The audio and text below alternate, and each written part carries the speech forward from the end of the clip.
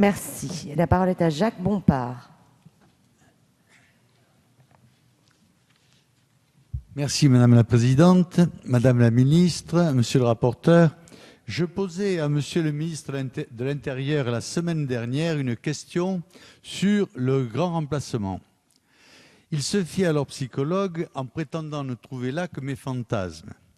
J'attends donc, après tant de certitudes, vous m'apportiez les preuves de ma tare fantasmatique.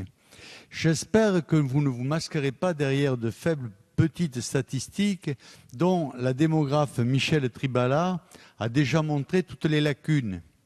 J'espère que vous n'agiterez pas le moulin à vent de la citoyenneté de papier qui ne fait même plus rire les observateurs, tant il faut n'avoir jamais mis les pieds au Châtelet, dans la couronne parisienne ou même dans certains marchés provençaux pour nier son existence. D'ailleurs, j'imagine que vous ne ferez pas l'insulte à l'élu local que je suis de mépriser les chiffres de sa propre commune. Or, mon adjointe à l'état civil ne cesse de m'alerter sur un phénomène grandissant. Dans les dossiers des mariages qu'elle doit traiter, une partie importante ne relève que des mariages blancs.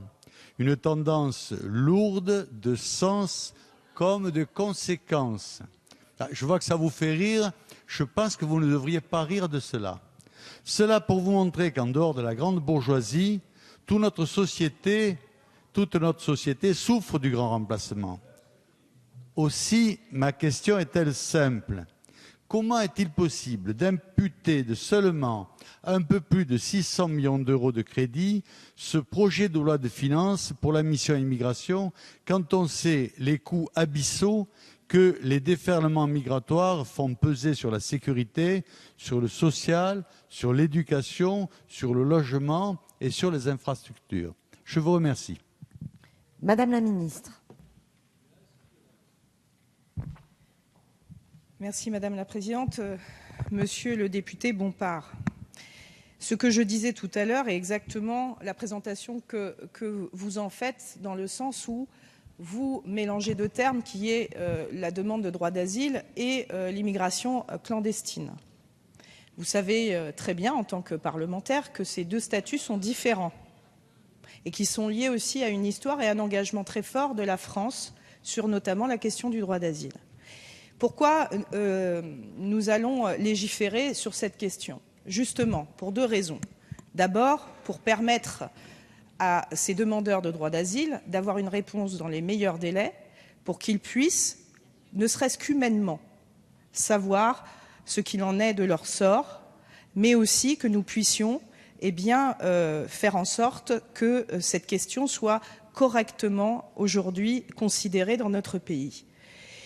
Vous savez très bien que le temps qui était mis jusqu'à présent pour répondre à cette demande pouvait aussi créer, parce que notre système créait aussi des personnes en situation irrégulière. La volonté du gouvernement est de remettre à plat l'entièreté de cette politique pour justement permettre à chacun de retrouver les termes qui sont les bons vis-à-vis des populations telles qu'elles sont prises en compte administrativement dans notre pays. Il s'agit donc de dépassionner ce sujet qui a souvent fait l'objet de manipulations politiques, car je crois que nous avons tous intérêt ici à parler en termes exacts des statuts des uns et des autres. Notre détermination à lutter contre les filières est absolue, extrêmement forte. Nous y mettons les moyens, mais nous n'oublions pas non plus que le droit d'asile est un droit fondamental dans notre pays.